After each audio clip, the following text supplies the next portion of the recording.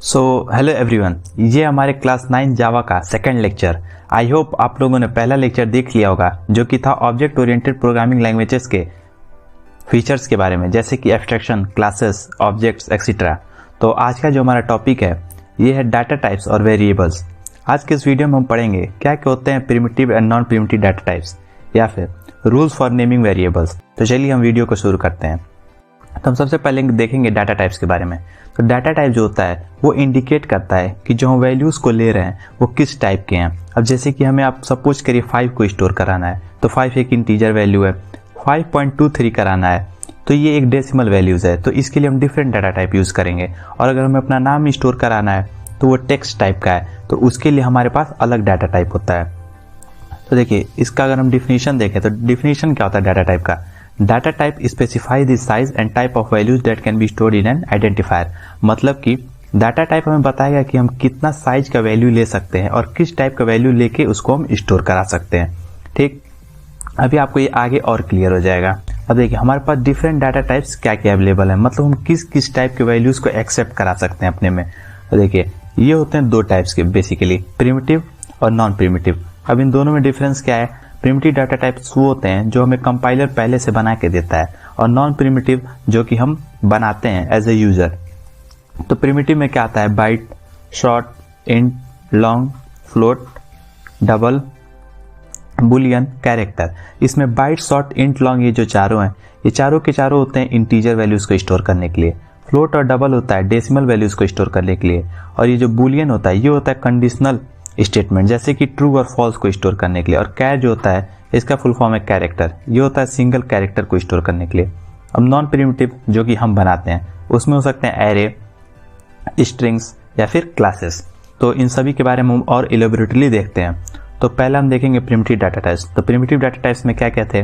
तो bite, bite किस लिए होता है, इंटीजर को स्टोर करने के लिए। ऐसे ही शॉर्ट ये भी इंटीजर को स्टोर करने के लिए होता है। लॉन्ग ये भी स्टोर करने के लिए होता है इंटीजर को। अब इंटीजर वैल्यू जैसे कि 35, 78 ये सब इंटीजर वैल्यूज हैं, इसमें कहीं डेसिमल नहीं है, पूरे ये वैल्यूज हैं। अब ये देखिए इंट इसका कलर चेंज है, क्यों, क्योंकि इंट को ही हम सबसे ज्यादा यूज करते हैं अपने प्रोग्राम्स में। अब एक क्वेश्चन ये है कि आखिर ये 4 हैं और चारों के चारों इंटीजर को स्टोर करते हैं, हमने 4 बनाया क्यों है। तो 4 इसलिए बनाए क्योंकि ये सब के सब अपने अपने रेंज में डिफर करते हैं, इन सभी के रेंज में डिफरेंस है।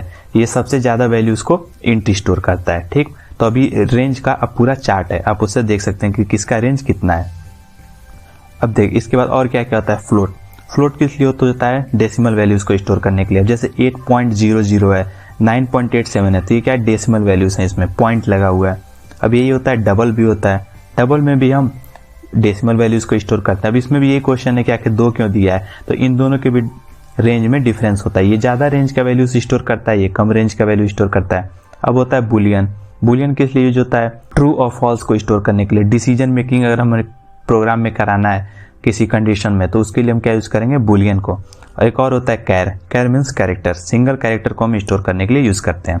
अब इसमें आपको एक चीज देखना होगा कि जब भी हम फ्लोट को स्टोर कराएंगे, डेसिमल वैल्यूज करा रहे हैं और उसका डाटा टाइप फ्लोट है, तो उससे कैसे पता चलेगा कि जो हमारा डेसिमल वैल्यूज है वो फ्लोट है या फिर डबल है। तो उसके लिए हम क्या करते हैं, लास्ट में एफ लिखते हैं या फिर लास्ट में डी लिखते हैं। तो एफ इंडिकेट करेगा कि हमारा जो डाटा टाइप है वो फ्लोट है, और डी इंडिकेट करेगा कि जो हमारा डाटा टाइप है वो डी है। तो आप इन सभी का प्रिमिटिव डाटा टाइप जितने भी थे, byte, short, int, long, float, double, boolean, character, आप इसका साइज देख सकते हैं और डिस्क्रिप्शन देख सकते हैं कि डिस्क्रिप्शन में दिया है कि इन सभी का रेंज कितना है। अब जैसे देखिए ये बाइट था, शॉर्ट, इंट, लॉन्ग, तो ये जो शॉर्ट है ये 2 बाइट लेगा साइज में, और जो इंटीजर ये 4 बाइट लेगा, लॉन्ग 8 बाइट लेगा।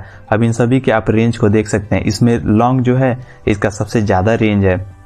इस रेंज को याद नहीं करना होता, एग्जाम में केवल ये इसका साइज पूछता है, और बेसिकली साइज जो मेनली आता है पूछा जाता है एग्जाम में वो होता है इंटीजर का पूछा जाता है, डबल का, फ्लोट का। तो आप साइज इसका याद करिए, और ये रेंज के इसके बारे में ज्यादा कभी पूछा नहीं जाता है। तो अब हम देखेंगे वेरिएबल्स क्या होते हैं। Variables are containers used to store data. जैसे कि अब हमारे पास पैसा है तो पैसे को स्टोर करने के लिए हमारे पास बैंक है, पानी है तो पानी को स्टोर करने के लिए ग्लास है। वैसे ही हम जो यूजर से वैल्यू ले रहे हैं या फिर हमारे पास जो वैल्यूज है हम उसको स्टोर कहाँ करेंगे। डाटा टाइप तो हमने जान लिया कि वो दिखाएगा कि किस टाइप का डाटा है, लेकिन उस डाटा को हम स्टोर कहाँ करेंगे, उसके लिए हमारे पास जो कंटेनर होता है वो होता है वेरिएबल्स। अब वेरिएबल्स जो होते हैं वो हमारे डिफरेंट डाटा टाइप्स के वैल्यूज़ को स्टोर करा लेते हैं अपने में, ठीक है। अब देखिए ये जैसे एग्जांपल है, तो इसमें इंट a लिखा है, स्ट्रिंग नेम, फ्लोट f। तो अभी आपने पीछे जाना कि इसमें जो इंट है, स्ट्रिंग और फ्लोट है, ये क्या है, डाटा टाइप्स हैं, और जो a है, नेम है और f है, ये क्या है, वेरिएबल्स हैं। इसी में हम वैल्यूज़ को स्टोर करेंगे। और जो इंट, स्ट्रिंग और फ्लोट है, ये क्या है, डाटा टाइप है। तो हम क्या करेंगे, इसमें कोई भी डेसिमल टाइप का वैल्यू को हम स्टोर करा सकते हैं, और जब हम वैल्यू स्टोर कराएंगे तो वैल्यू स्टोर किस में होगा, f नाम के वेरिएबल्स में। मतलब कि f नाम से हमारा मेमोरी एलोकेट हो जाएगा और उसी में उस वैल्यू को हम लोग स्टोर कर देंगे, ठीक है। और मेमोरी एलोकेट होगा तो अपने साइज के हिसाब से मेमोरी एलोकेट कर लेगा अंदर स्टोरेज में, और उसी में हम लोग वैल्यूज़ को स्टोर कर लेते हैं, ठीक है। तो अब एक क्वेश्चन है कि जो हमने वेरिएबल्स बना ली उसको हम वैल्यूज़ कैसे देंगे। तो वैल्यूज़ हम दो टाइप से देते हैं, हम उसको इनिशियलाइज करते हैं या फिर यूजर से लेते हैं। तो इनिशियलाइज कैसे करते हैं, उसका सिंटेक्स होता है, हम सबसे पहले लिखते हैं क्या, डाटा टाइप, फिर स्पेस देके वेरिएबल, और फिर ये इक्वल्स टू ऑपरेटर, उसके बाद हम अपना वैल्यू दे देते हैं। अब जैसे हमें 5 स्टोर कराना था, तो 5 एक इंटीजर है, तो इसके लिए जो हम डाटा टाइप बनाएंगे वो इंट टाइप का रहेगा, और हम उसमें एक नाम कोई भी दे सकते हैं, ABCD या फिर जो भी आपको मन करे आप यहाँ पे दे सकते हैं। तो ये हो जाएगा हमारा वेरिएबल, ये है डाटा टाइप और ये हमारा वैल्यू। ऐसे ही नाम स्टोर कराना था, ये डबल कोट्स में होगा, तो हमने स्ट्रिंग नाम का बना लिया और उसको नेम में स्टोर करा लिया। 6.9 को फ्लोट टाइप डाटा टाइप बना के और f नाम का एक वेरिएबल बना दिया और उसमें हमने स्टोर करा दिया। अब जो सेकंड टाइप होता है वो होता है हम यूजर से वैल्यूज़ ले सकते हैं, या फिर हम लोग जैसे प्रोग्रामर है तो हम उसमें वैल्यूज़ को डाल सकते हैं। तो इसके लिए हमारे पास एक सेपरेट चैप्टर है जिसमें कि वैल्यूज़ को एक्सेप्ट करते हैं यूजर के लिए। तो उसमें आपको पूरे अच्छे से ये बताया जाएगा कि कैसे हम यूजर से वैल्यूज़ को ले सकते हैं।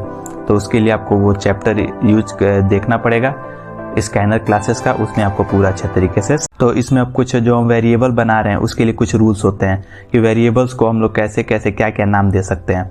तो इसका जो सबसे पहला रूल होता है, इसमें एक रूल होता है कि जो हमारा नाम होगा उसमें न्यूमेरिक नहीं आना चाहिए। अब हम ऐसे नहीं कर सकते कि हम लिखते हैं int 8, तो ऐसा हम नहीं कर सकते हैं। अब उसमें स्पेशल कैरेक्टर को यूज़ नहीं कर सकते। स्पेशल कैरेक्टर में ये सारे कैरेक्टर्स हैं। हम इसमें अपना वेरिएबल का नाम देंगे तो ये नहीं लिखेंगे कि int end is equals to 5, तो ये रॉन्ग हो जाएगा। अब जैसे हमने कुछ लिखा है और उसमें हमने स्पेस देना है, अगर हम स्पेस दे देंगे तो वो कंसीडर नहीं करेगा, सिर्फ आगे वाले को कंसीडर करना है।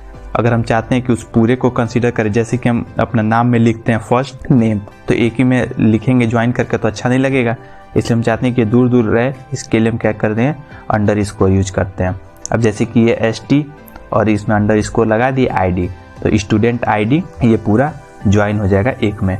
तो एक ये रूल होता है। अब variable name can not be same as keywords. अब ये कीवर्ड्स क्या होते हैं, तो इसको आप अलग वीडियो में आपको पूरे डेफिनेशन के साथ मिलेगा, कुछ अलग डेफिनेशंस मिलेंगे, उसमें ये कीवर्ड्स आपको समझ में आ जाएंगे।